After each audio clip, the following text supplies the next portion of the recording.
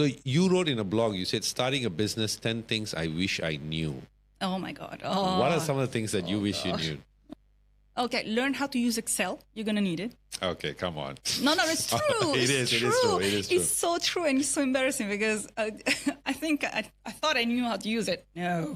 Excel is I mean, I know people who are good at it. My God, the things you can do. It's crazy. So my husband created a monstrous Excel spreadsheet for completely different reasons, for investment and, things like that.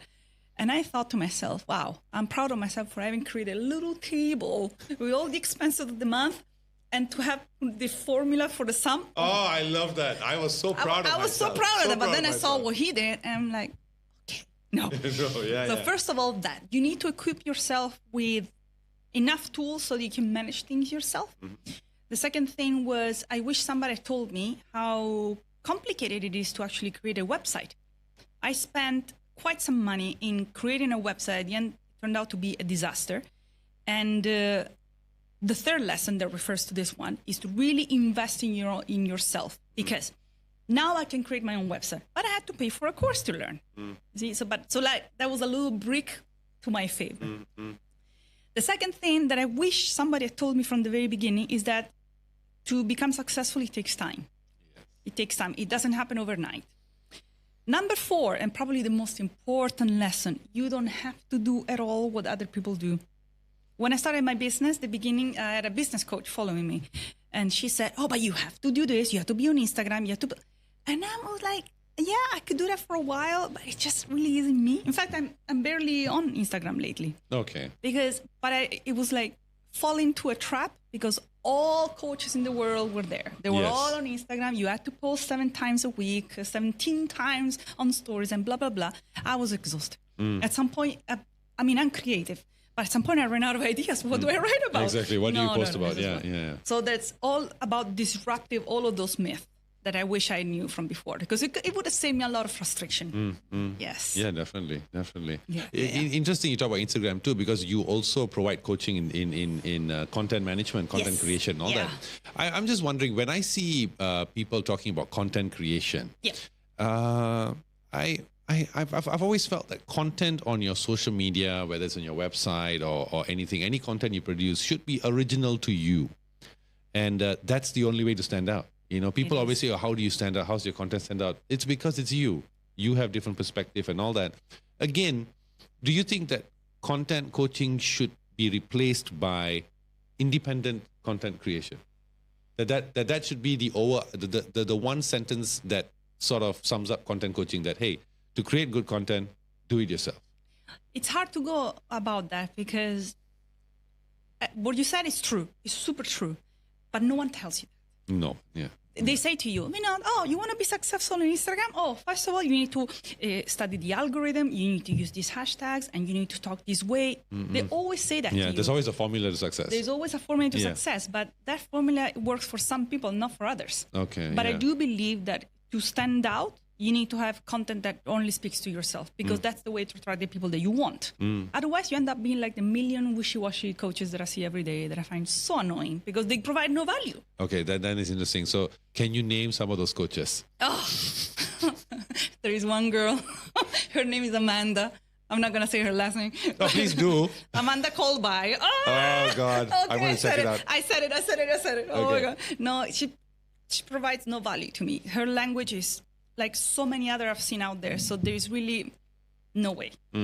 But I can tell you also the opposite. There is a fantastic coach. She does exactly what Amanda does. Business coach. Her name is Simone Grace. I'm not mistaken. She's Korean. The way she talks hooks me right away. First of all, she doesn't give a damn about anything. She curses. She says bad words. She says that she has a horrible day and she's going to tell you why she had a horrible day. But every time, at the end of every caption, there is a lesson that she learned. Okay. And sometimes it's just about insulting people. It's fine. I love it because at least I'm getting something genuine. Okay, That's it's really honest. her. It's honest. She's super honest. I like that. Yeah. I like that. What about the gurus of self-help? People like, in fact, I'm asking this because the other day I spoke to someone, not the other day, actually quite a while back, I spoke to him and he was sharing his opinions on Gary Vee. Gary Vee, he's in Mind Valley. No. Gary Vaynerchuk, or his name Vaynerchuk, the American guy. Is it American? He curses all the time. He tells you how you're a dumbass and you should be working and stuff like that. Oh no! And one point of criticism was that they were saying how he says things like a lot of coaches just aren't honest in the sense that what they say isn't like what is happening in real life. For example, Gary Vee would say that he became a CMO of a company by the age of 20 something or 30 or whatever. Okay. But then he leaves out the part that actually that company was owned by his parents.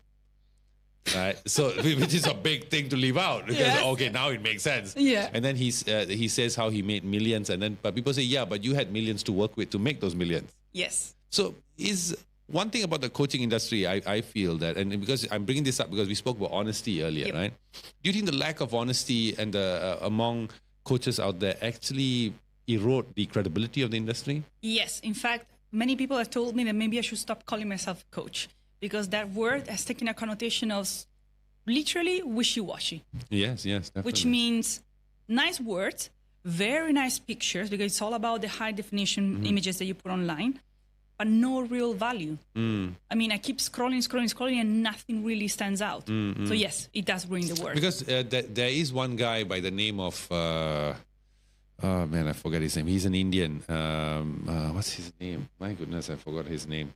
I forgot his name. Don't tell me it's Osho. Not Osho. I like Osho. I like Osho too. I like him.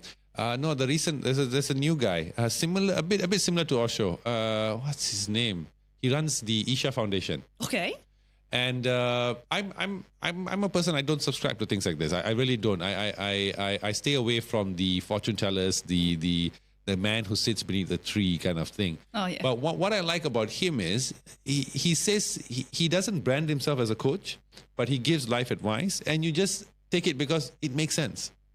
And it's that simple. Because it makes sense, it's relatable. I'm like, yeah, what he's saying really makes sense. So what's his name again? What does he put? Must put it like a title, like I don't know. No, oh man, why is the name not coming now? But just if you go to YouTube and type the Isha Foundation, you'll see him. He's a man with like a beard. Okay. And he doesn't hide the fact that he rides around in bikes, big Harleys, and he loves it. He lives his life. He does his way. He lives. And apparently you're a biker too. I saw the pictures. Yes. Yeah. So I love that honesty. And you're right. The coaching thing always makes me take two steps back. Like, okay, what is this person going to tell me? You see, you're already walking a little bit carefully. Yeah, careful. Yeah. Yeah. It's especially during the pandemic. Oh my God! I remember I did a video on that where there were some coaches who were saying, come and join this course and you'll make 9 figures. Oh my God, those so many, right?